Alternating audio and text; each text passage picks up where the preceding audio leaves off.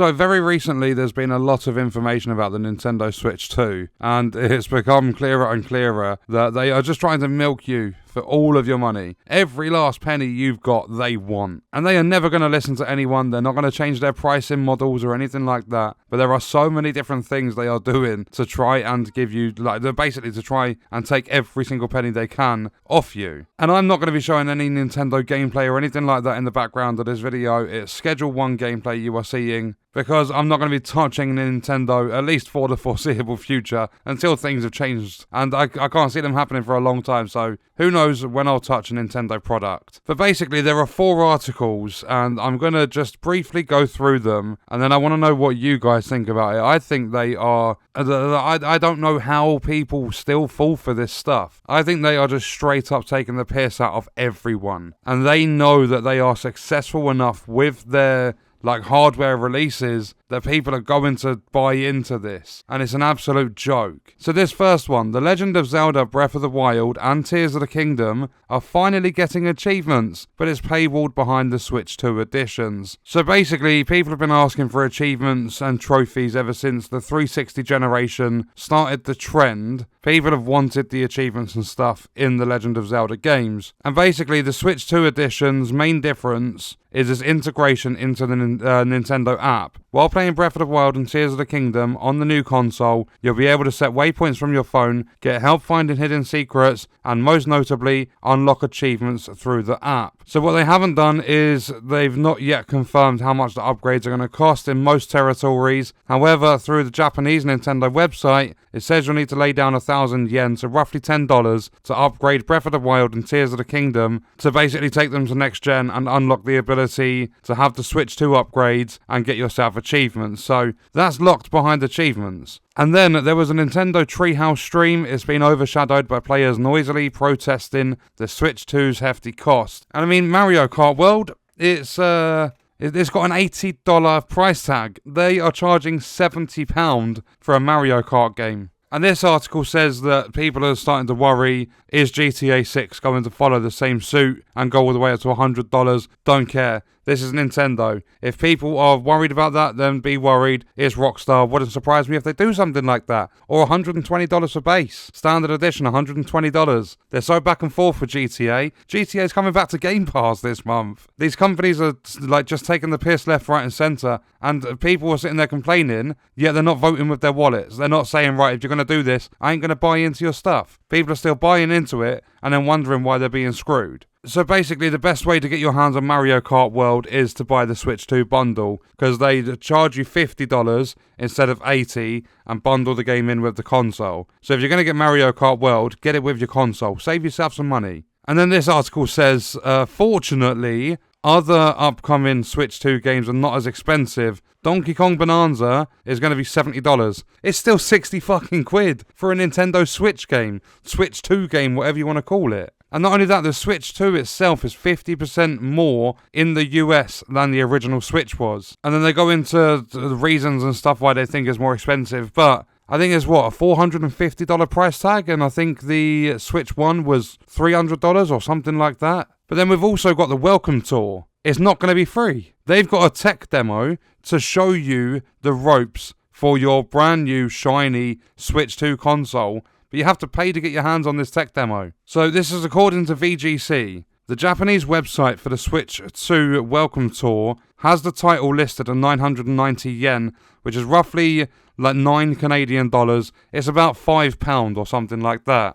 And the thing is, when it comes to tech demos, the PS5 had a free copy of Astro's Playroom, which is basically the tech demo for the PS5. And I believe there was other consoles that had tech demos and stuff that were free, but they've gone, no, we want all the money we can possibly get, charge these fuckers $5 to give them a tech demo for their new console. In fact, yeah, with the Nintendo Wii, you got a packed-in-the-box copy of Wii Sports in everywhere except Japan, and the Nintendo Wii U had Nintendo Land. It was another title designed to show gamers the ropes at launch. But yeah, the Welcome Tour for the Switch 2 is going to cost people money. So that's fantastic. Well, good job, Nintendo. You're doing so well at milking your fan base. And then we have the final article I want to talk about. It says pre-order the Nintendo Switch 2 for $450 starting April 9th. So that's literally 6 days time. But it's not as simple as just go and pre-order it, get your hands on the console. And the console is going to be available June 5th. The starting price is $450. They've got the $500 bundle if you want Mario Kart World with it. But then it says here, there's fine print attached to pre-ordering from directly from Nintendo.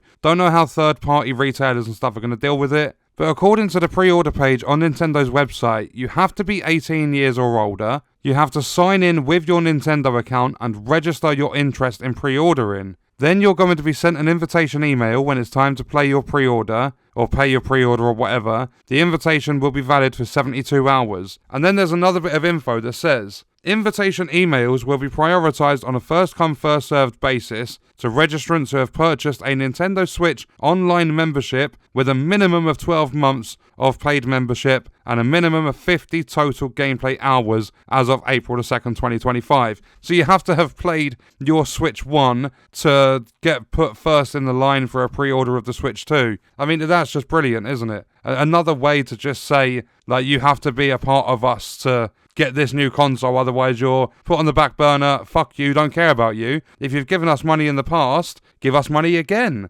If you haven't, wait your turn. And I get it, that's a bonus for people that have played the Switch and put in a minimum of 50 hours gameplay. But it just mugs everyone else off that might be interested in getting a Switch too. I mean, I don't know why you would with the pricing. And all they've said is the device is a little bit larger. There's the new C button. They've built it from the ground up so the Joy-Cons are less like stick drifty because that was a massive problem. It's got a 7.9-inch LCD screen that supports a 120Hz refresh rate, HDR and a 1080p resolution. When it's docked, you'll be able to play 4K 60 on your TV.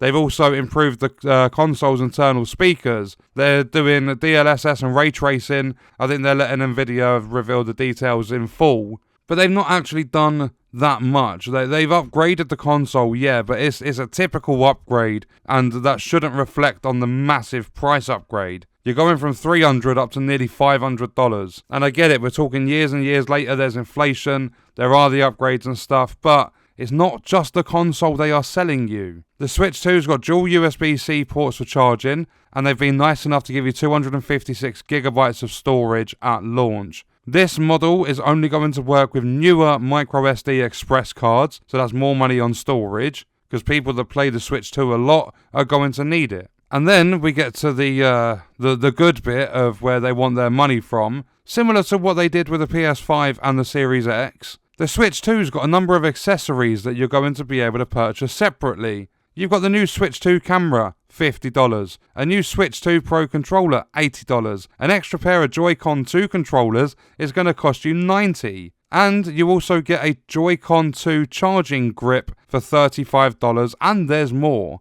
They haven't specified what more there is, but there is more. So if you want a controller, it's going to cost you 70 quid. If you want an extra pair of controllers, it's going to cost you like 80 quid. If you want a charging grip, it's like 25, 30. You want the new camera, that's 40. On top of the, if we go dollars, 50 for the camera, 80 controller, 90 Joy-Cons, 35 charging grip, on top of the already $500 if you want to get Mario Kart World and not have to pay $80 for that game on its own. And when I said PS5 and Series X did that, I don't even know if PS5 did, but Series X had this thing where you had to pay like £230 or like, I think it was like $280 or something stupid for a fucking storage expansion card. And I remember, was it the PS5 faceplates? There were companies making them like budget ones, and they got shut down, like cease and desists or whatever, because the PS5 wanted to make their own faceplates. They didn't want people buying them from a third party. These companies are just so stuck up their own arses. Everything's got to be about them.